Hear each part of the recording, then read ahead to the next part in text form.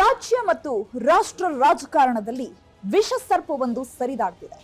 ಅಸ್ಸಾಂನಲ್ಲಿ ಜನ್ಮ ತಾಳಿದ ಆ ವಿಷಸರ್ಪ ಈಗ ರಾಜ್ಯ ರಾಜಕೀಯದಲ್ಲೂ ನಂಜೇರಿಸ್ತಿದೆ. ಬಿಜೆಪಿ ಮತ್ತು ಕಾಂಗ್ರೆಸ್ ನಡುವೆ ಭಾರೀ ವಾಗ್ದಾಳಿ ಮತ್ತು ಪ್ರತಿದಾಳಿಗೆ ಕಾರಣವಾಗಿದೆ. ರಾಜ್ಯದ ಹಲವೆಡೆ ಖರ್ಗೆ ವಿರುದ್ಧ ಭಾರೀ ಪ್ರತಿಭಟನೆಗಳು ನಡೀತಿವೆ. ಅವಹೇಳನಕಾರಿ ಹೇಳಿಕೆ ನೀಡಿರುವ ಮಲ್ಲಿಕಾರ್ಜುನ್ ಖರ್ಗೆ ಅವರಿಗೆ जहरीला सांप है आरएसएस और बीजेपी, इसको अगर आप नहीं मारेंगे ನಾ ಏನ್ ಮಾಡ್ತೀರಾ ಸರ್, ನೀವೇ ಹೇಳಿ. ಸ್ನೇಕ್ ಶಾಮಿ ಕರೆಸ್ತೀರಾ? ವಿಷಕಾರಿ ಸರ್ಪ ಕೊಲ್ಲಬೇಕು, ಕಿಚ್ಚು ಹಚ್ಚಿತು ಖರ್ಗೆ ಮಾತು. ಸರ್ಪ ಸಂಘರ್ಷ, ವಿಷಗಳಿಗೆ ಕಮಲ ಕಿಡಿ, ಕಾಂಗ್ರೆಸ್ ಸಮರ್ಥನೆ. ಅಸ್ಸಾಂನಲ್ಲಿ ಖರ್ಗೆ ಹೇಳಿದ್ದೇನು, ಬಿಜೆಪಿ ಆರ್ಎಸ್ಎಸ್ ಆಕ್ರೋಶವೇಕೆ? ಎಸ್, ದೇಶದ ಹಲವೆಡೆ ಚುನಾವಣೆಗಳು ನಡೆಯುತ್ತಿವೆ, ಪ್ರಚಾರವೂ ಜೋರಾಗಿದೆ. ಅಸ್ಸಾಂನಲ್ಲೂ ಚುನಾವಣೆ ನಡೆಯುತ್ತಿದ್ದು ಏಪ್ರಿಲ್ 7ರಂದು ಎಐಸಿಸಿ ಅಧ್ಯಕ್ಷ ಮಲ್ಲಿಕಾರ್ಜುನ್ ಖರ್ಗೆ ನೀಲಂ ಬಜಾರ್ನಲ್ಲಿ ನಡೆದ ಪ್ರಚಾರ ಕಾರ್ಯಕ್ರಮವೊಂದರಲ್ಲಿ ಭಾಗಿಯಾಗಿದ್ದರು. ಈ ವೇಳೆ ಭಾಷಣ ಮಾಡಿದ್ದ ಅವರು ಒಂದು ವಿವಾದಾತ್ಮಕ ಹೇಳಿಕೆಯನ್ನು ನೀಡಿದ್ರು. ಅದೇ ಹೇಳಿಕೆಯಲ್ಲಿ ವಿಷಸರ್ಪವಿತ್ತು. ವಿಷಸರ್ಪವನ್ನ ಮೊದಲು ಕೊಲ್ಲಿ ಅನ್ನೋ ಸೂಚನೆ ಇತ್ತು. ಇಷ್ಟೇ ಅಲ್ಲ, ವಿಷಸರ್ಪ ಅನ್ನೋದರ ಜೊತೆಗೆ ಆರ್ಎಸ್ಎಸ್ ಮತ್ತು ಬಿಜೆಪಿ ಅನ್ನೋ ಪದಗಳೂ ಇದ್ವು. ಆರ್ಎಸ್ಎಸ್ ಮತ್ತು ಬಿಜೆಪಿಗೆ ವಿಷಸರ್ಪವನ್ನ ತಳುಕು ಹಾಕಲಾಗಿತ್ತು.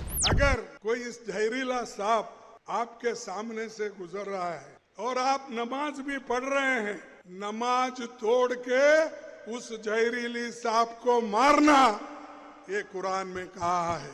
ये जहरीला सांप है आरएसएस और बीजेपी, इसको अगर आप नहीं मारेंगे आप कभी बचेंगे नहीं. ಮಲ್ಲಿಕಾರ್ಜುನ್ ಖರ್ಗೆ ಹೇಳಿದ್ದು ಇಷ್ಟೇ. ನಮಾಜ್ ಮಾಡುವ ಸಂದರ್ಭದಲ್ಲಿ ವಿಷಸರ್ಪ ಕಂಡರೆ ಅದನ್ನ ಕೊಲ್ಲಬೇಕು ಅಂತ ಕುರಾನ್ನಲ್ಲಿ ಬರೆದಿದ್ಯಂತೆ ಅಂತ ಹೇಳಿರೋ ಖರ್ಗೆ ಆರ್ಎಸ್ಎಸ್ ಮತ್ತು ಬಿಜೆಪಿಯನ್ನು ವಿಷಸರ್ಪ ಅಂತ ಕರೆದಿದ್ದಾರೆ. ನೀವು ಅದನ್ನ ಕೊಲ್ಲದಿದ್ದರೆ ನಿಮಗೆ ಉಳಿಗಾಲವಿಲ್ಲ ಅಂತಾನೂ ಹೇಳಿದ್ದಾರೆ. ಮಲ್ಲಿಕಾರ್ಜುನ್ ಖರ್ಗೆ ಅವರ ಇದೇ ಮಾತು ಆರ್ಎಸ್ಎಸ್ ಮತ್ತು ಬಿಜೆಪಿಯನ್ನ ಕೆರಳಿಸಿದೆ. ಮಲ್ಲಿಕಾರ್ಜುನ್ ಖರ್ಗೆ ವಿರುದ್ಧ ಆರ್ಎಸ್ಎಸ್ ಮತ್ತು ಬಿಜೆಪಿ ತಿರುಗಿ ಬಿದ್ದಿವೆ. ಮಲ್ಲಿಕಾರ್ಜುನ್ ಖರ್ಗೆ ವಿರುದ್ಧ ಹಲವಾರು ಕಡೆ ದೂರು ದಾಖಲಾಗಿದೆ. ಗುವಾಹಟಿಯಲ್ಲೂ ಖರ್ಗೆ ವಿರುದ್ಧ ಕ್ರಮ ಕೈಗೊಳ್ಳಬೇಕು ಅಂತ ಒತ್ತಾಯಿಸಿ ಆರ್ಎಸ್ಎಸ್ ದೂರು ನೀಡಿದೆ. ಬೆಂಗಳೂರಿನಲ್ಲೂ ಖರ್ಗೆ ವಿರುದ್ಧ ರಾಜ್ಯ ಪೊಲೀಸ್ ಮಹಾನಿರ್ದೇಶಕ ಡಾಕ್ಟರ್ ಎಂ ಸಲೀಂಗೆ ರಾಜ್ಯ ಬಿಜೆಪಿ ದೂರು ಕೊಟ್ಟಿದೆ. ಶಾಸಕರಾದ ಮುನಿರಾಜು ಹಾಗೂ ಸಿಕೆ ರಾಮಮೂರ್ತಿ ನೇತೃತ್ವದ ನಿಯೋಗದಿಂದ ದೂರು ನೀಡಲಾಗಿದ್ದು, ಖರ್ಗೆ ಪ್ರಚೋದನಾಕಾರಿ ಭಾಷಣ ಮಾಡಿದ್ದಾರೆ, ಆದ್ದರಿಂದ ಅವರನ್ನ ಕೂಡಲೇ ಬಂಧಿಸಬೇಕು ಅಂತ ಒತ್ತಾಯಿಸಲಾಗಿದೆ.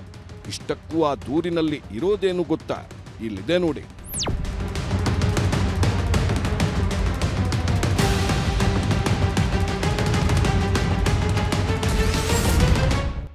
ಎಐಸಿಸಿ ಅಧ್ಯಕ್ಷ ಮಲ್ಲಿಕಾರ್ಜುನ್ ಖರ್ಗೆ ಅಸ್ಸಾಂ ಚುನಾವಣಾ ಪ್ರಚಾರದಲ್ಲಿ ಭಾಷಣ ಮಾಡುತ್ತಾ, ನಮಾಜ್ ಮಾಡುವ ಸಂದರ್ಭದಲ್ಲಿ ವಿಷಸರ್ಪ ಕಂಡರೆ ಅದನ್ನ ಕೊಲ್ಲಬೇಕು ಎಂದು ಕುರಾನ್ನಲ್ಲಿ ಬರೆದಿದೆ. ಆರ್ಎಸ್ಎಸ್ ಮತ್ತು ಬಿಜೆಪಿ ಅದೇ ರೀತಿಯ ವಿಷಸರ್ಪಗಳು. ನೀವು ಆ ಸರ್ಪಗಳನ್ನು ಕೊಲ್ಲದಿದ್ದರೆ ಬದುಕುವುದಿಲ್ಲ ಎಂದಿದ್ದಾರೆ.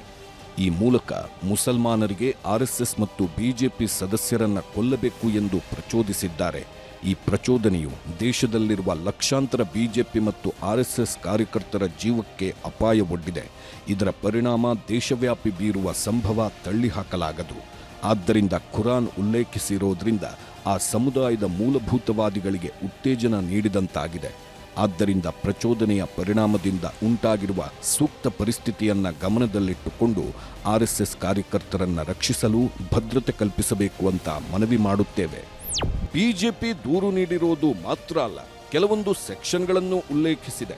2022ರಲ್ಲಿ ನಡೆದ Shaheen Abdullah versus union of India ಕೇಸನ್ನು ಉಲ್ಲೇಖಿಸಿದೆ.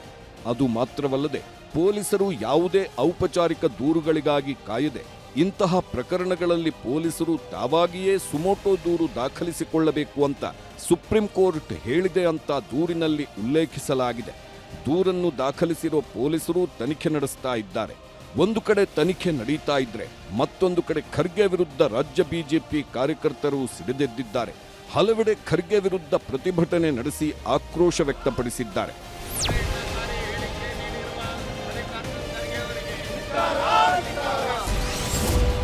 ಬೆಂಗಳೂರು, ಮಂಡ್ಯದಲ್ಲಿ ಖರ್ಗೆ ವಿರುದ್ಧ ಪ್ರತಿಭಟನೆ. ಮಲ್ಲಿಕಾರ್ಜುನ್ ಖರ್ಗೆ ವಿಷಸರ್ಪ ಹೇಳಿಕೆ ವಿರುದ್ಧ ಬಿಜೆಪಿ ಯುವ ಮೋರ್ಚಾದಿಂದ ಫ್ರೀಡಂ ಪಾರ್ಕ್ನಲ್ಲಿ ಪ್ರತಿಭಟನೆ ನಡೆದಿದೆ. ಆರ್ಎಸ್ಎಸ್ ಹಾಗೂ ಬಿಜೆಪಿ ಕಾರ್ಯಕರ್ತರ ಕೊಲ್ಲುವ ಖರ್ಗೆ ಹೇಳಿಕೆ ಖಂಡಿಸಲಾಗಿದೆ. ಧಿಕ್ಕಾರ ಕೂಗಿ ಖರ್ಗೆ ವಿರುದ್ಧ ಆಕ್ರೋಶ ಹೊರಹಾಕಲಾಗಿದೆ. ಮಂಡ್ಯದಲ್ಲೂ ಖರ್ಗೆ ವಿರುದ್ಧ ಬಿಜೆಪಿ ಕಾರ್ಯಕರ್ತರು ರೊಚ್ಚಿಗೆದ್ದಿದ್ದು ಪ್ರತಿಭಟನೆ ಮಾಡಿದ್ದಾರೆ. ಮಂಡ್ಯ ಎಸ್ಪಿ ಕಚೇರಿ ಮುಂದೆ ಪ್ರತಿಭಟನೆ ನಡೆಸಿದ ಬಿಜೆಪಿ ಕಾರ್ಯಕರ್ತರು ಖರ್ಗೆ ವಿರುದ್ಧ ಕ್ರಮ ಕೈಗೊಳ್ಳುವಂತೆ ಆಗ್ರಹಿಸಿದ್ದಾರೆ. ಆರ್ಎಸ್ಎಸ್ ಬಿಜೆಪಿ ವಿಷಪೂರಿತ ಹಾವಿನಂತೆ, ನೀವು ಅದನ್ನ ಕೊಲ್ಲದಿದ್ದರೆ ನೀವು ಬದುಕುಳಿಯುವುದಿಲ್ಲ ಅಂತ ಹೇಳಿ ಮುಸ್ಲಿಮರನ್ನ ಪ್ರಚೋದಿಸಿದ್ದಾರೆ ಅಂತ ಬಿಜೆಪಿ ಕಾರ್ಯಕರ್ತರು ಆರೋಪಿಸಿದ್ದಾರೆ. RSS ಮತ್ತು BJP ಕಾರ್ಯಕರ್ತರು ವಿಷಸರ್ಪ ಇದ್ದಂಗೆ, ಅವ್ರನ್ನ ಎಲ್ಲಿ ಸಿಕ್ಕಿದ್ರು ಬಡ್ದಾಕಿ, ನೀವು ನಮಾಜ್ ಮಾಡ್ತಿದ್ರು ಸರಿ, ಹಾವು ಬಂದರೆ ನಮಾಜ್ ಬಿಟ್ಟು ಅವನ್ನ ಹೊಡೆದಾಕ್ತಿರಲ್ಲ, ಆ ಥರ ಇವ್ರನ್ನ ಹೊಡೆದಾಕಿ ಅಂತ ಹೇಳಿದ್ದಾರೆ. ಆದರೆ ಲಕ್ಷಾಂತರ ದಲಿತರು RSS ಮತ್ತು BJPನಲ್ಲಿ ಕೆಲಸ ಮಾಡ್ತಾಯಿದ್ದಾರೆ. ನೀವು ಯಾವ ಒಂದು ನಿಟ್ಟಿನಲ್ಲಿ ಇದನ್ನು ಬೇರೆ ಒಂದು ಕೋಮಿಗೆ ಸಜೆಷನ್ ಕೊಡ್ತೀರಿ? ವಿಷಸರ್ಪದ ಮಾತು ಪ್ರಿಯಾಂಕ್ ಸಮರ್ಥನೆ. ಒಂದು ಕಡೆ ಪ್ರತಿಭಟನೆ ನಡೆದಿದೆ, ಮತ್ತೊಂದು ಕಡೆ ರಾಜಕೀಯ ವಾಗ್ದಾಳಿ ಮತ್ತು ಪ್ರತಿದಾಳಿಯ ಜಿದ್ದಾಜಿದ್ದಿ ಕೂಡ ಜೋರಾಗಿದೆ. ಬಿಜೆಪಿ ಮತ್ತು ಆರ್ಎಸ್ಎಸ್ ಖರ್ಗೆ ವಿರುದ್ಧ ಕಿಡಿಕಾರ್ತಾ ಇದ್ರೆ, ಸಚಿವ ಪ್ರಿಯಾಂಕ್ ಖರ್ಗೆ ತಂದೆ ಮಲ್ಲಿಕಾರ್ಜುನ್ ಖರ್ಗೆ ಅವರ ಮಾತನ್ನ ಸಮರ್ಥನೆ ಮಾಡಿಕೊಂಡಿದ್ದಾರೆ. ಈ ಸಿದ್ಧಾಂತ, ಈ ತತ್ವ ಏನಿದೆ RSSದು, ನಮ್ಮ ದೇಶದ ಪ್ರಗತಿಗೆ, ಸಮಾಜಗಳ ಏಳಿಗೆಗಾಗಿ ಸರಿ ಇಲ್ಲ. ಆ ದೃಷ್ಟಿಕೋನದಲ್ಲಿ ಸಂವಿಧಾನಕ್ಕೂ ಜಾಗ ಇಲ್ಲ. ಅಲ್ಪಸಂಖ್ಯಾತರು ಇರ್ಬೋದು, ಹಿಂದುಳಿದ ವರ್ಗದವ್ರು ಇರ್ಬೋದು. ಈಗ ಸರ್ಪ ನೋಡಿದಾಗ, ವಿಷಭರಿತ ಸರ್ಪ ಇದ್ದಾಗ ನೀವು ಅದಕ್ಕೆ ಪಾಲನೆ ಮಾಡ್ತೀರಾ, ಹಾಲು ಕುಡಿಸ್ತೀರಾ, ಏನು ಓಡಿಸ್ತೀರಾ ಅದಕ್ಕೆ? ಈಗ ನಮ್ಮ ಸಮಾಜದಲ್ಲಿ ಈ ವಿಷವನ್ನ, ಕೋಮುದ ವಿಷಯವನ್ನ ಬಿಚ್ತಾ ಇರೋದು ಯಾರು? ಯಾಕೆ? ಅಂತ ಸಿದ್ಧಾಂತಗಳು, ಅಂತ ತತ್ವಗಳನ್ನ ನಾವು ಉಳಿಸ್ಬೇಕಾ, ಬೆಳೆಸ್ಬೇಕಾ? ಪ್ರಿಯಾಂಕ್ ಖರ್ಗೆ ಸಮರ್ಥನೆ ಮಾಡಿಕೊಂಡಿದ್ದಾರೆ. ತಂದೆಯ ಮಾತೇ ಸರಿ ಅಂತಿದ್ದಾರೆ. ಆದ್ರೆ ಕಮಲಪಾಳೆಯ ಮಾತ್ರ ಖರ್ಗೆ ಹೇಳಿಕೆಯನ್ನ ಖಂಡಿಸ್ತಿದೆ. ಖರ್ಗೆ ಅವರು ಹಿರಿಯರು, 6 ದಶಕ ರಾಜಕೀಯದಲ್ಲಿ ವಿವಿಧ ಹುದ್ದೆ ಅಲಂಕರಿಸಿದ್ರು. ಅವರ ಹೇಳಿಕೆ ಮುತ್ಸದ್ದಿತನ ತೋರೋದಿಲ್ಲ, ಮಾನಸಿಕ ಅಸ್ವಸ್ಥತೆಯ, ದ್ವೇಷದ ಹೇಳಿಕೆ ಕಾಣುತ್ತಿದೆ. ನೀವು ಗಾಂಧಿ ಅನುಯಾಯಿ ಅಂತ ಹೇಳಿದ್ರೆ, ಗಾಂಧೀಜಿ ಇದನ್ನೇ ಬೋಧಿಸಿದ್ದ ಅಂತ ಪ್ರಶ್ನಿಸಿದ್ದಾರೆ. ಛಲವಾದಿ ನಾರಾಯಣಸ್ವಾಮಿ ಮತ್ತು ಪ್ರತಾಪ್ ಸಿಂಹ ಕೂಡ ಖರ್ಗೆ ವಿರುದ್ಧ ಕಿಡಿಕಾರಿದ್ದಾರೆ. ಅಪ್ಪ ಅಲ್ಲಿ ಮಾತಾಡ್ತಾರೆ, ಮಗ ಇಲ್ಲಿ ಸಮರ್ಥನೆ ಮಾಡಿಕೊಳ್ತಾರೆ. ಹೇಟ್ ಸ್ಪೀಚ್ ಅಡಿಯಲ್ಲಿ ಅಪ್ಪ ಮತ್ತು ಮಗನನ್ನ ತಿಹಾರ್ ಜೈಲಿಗೆ ಹಾಕಬೇಕು ಅಂತ ಕಿಡಿಕಾರಿದ್ದಾರೆ ಛಲವಾದಿ ನಾರಾಯಣಸ್ವಾಮಿ. ಪ್ರಿಯಾಂಕ ಖರ್ಗೆ ಅವರೇ, ನಿಮ್ಮ ಮನೆ ತುಂಬಾ ಯಾರನ್ನ ತುಂಬಿಸ್ಕೊಂಡಿದ್ದೀರಿ? ದಲಿತರಂದ್ರೆ ಆಗೋದಿಲ್ಲ ಅಂತೆ ಬ್ರಾಹ್ಮಣರಿಗೆ, ಹಿಂದುಳಿದವರಂದ್ರೆ ಆಗೋದಿಲ್ವಂತೆ, ಮುಸಲ್ಮಾನರು ಅಂದ್ರೆ ಆಗೋದಿಲ್ವಂತೆ. ಹಾಗಿದ್ದ ಮೇಲೆ ನಿಮ್ಮ ಮನೆಯಲ್ಲಿ ಬ್ರಾಹ್ಮಣರಿಗೆ ಏನ್ ಕೆಲಸ? ಜಿನ್ನಾನ ಅವತಾರದಲ್ಲೇ ಖರ್ಗೆ ಮಾತಾಡಿದ್ದಾರೆ. ಜಿನ್ನಾ ಅವತ್ತಿನ ಮುಸ್ಲಿಂ ಲೀಗ್ ಅಧ್ಯಕ್ಷ, ಈಗ ಮುಸ್ಲಿಂ ಲೀಗ್ಗೆ ಖರ್ಗೆ ಅಧ್ಯಕ್ಷರು. ಪ್ರಿಯಾಂಕ್ ಖರ್ಗೆಗೆ RSS ಹುಚ್ಚು ಹಿಡಿದಿತ್ತು, ಮಗನಿಗೆ ಹಿಡಿದ ಹುಚ್ಚು ಈಗ ಅಪ್ಪನಿಗೆ ಬಂದಿದೆ. RSS ಬಗ್ಗೆ ಮಾತಾಡದೇ ಇದ್ರೆ ಅಪ್ಪ ಮಗನಿಗೆ ತಿಂದಿದ್ದು ಕರಗಲ್ಲ. AICC ಅಧ್ಯಕ್ಷ ಸ್ಥಾನ ಉಳಿಸಿಕೊಳ್ಳಲು ಮಲ್ಲಿಕಾರ್ಜುನ್ ಖರ್ಗೆ ಈ ರೀತಿ ಹೇಳಿರಬಹುದು ಅನ್ನೋ ಅನುಮಾನ ವ್ಯಕ್ತಪಡಿಸಿದ್ದಾರೆ ಪ್ರತಾಪ್ ಸಿಂಹ. ನಾವು ಇದುವರೆಗೂ ಈ ಮರಿ ಖರ್ಗೆಗೆ, ಅಂದರೆ ಪ್ರಿಯಾಂಕ ಖರ್ಗೆಗೆ ಮಾತ್ರ RSSನ ಹುಚ್ಚು ಹಿಡಿದಿದೆ ಅಂತ ಅಂದ್ಕೊಂಡಿದ್ದು. ಮಗನಿಗೆ ಹಿಡಿದಿರೋ ಹುಚ್ಚು ಇವತ್ತು ಅಪ್ಪಂಗೂ ಅಂಟ್ಕೊಂಡಿದೆ ಅಂತ ಅನ್ನಿಸ್ತಾ ಇದೆ. ಅಲ್ಲ, RSSನ ಬೈಲಿಲ್ಲ ಅಂದರೆ ಇವರಿಗೆ ತಿಂದಿದ್ದ ಅನ್ನ ಅರ್ಗಲ್ಲ. ನೀವಂತರ ಕಾಂಗ್ರೆಸ್ಸಿನ ಅಧ್ಯಕ್ಷರ ಬದಲಾಗಿ ಮುಸ್ಲಿಂ ಲೀಗಿನ ಅಧ್ಯಕ್ಷರ ಥರ ಮಾತಾಡ್ತಿದ್ದೀರಿ ನೀವು.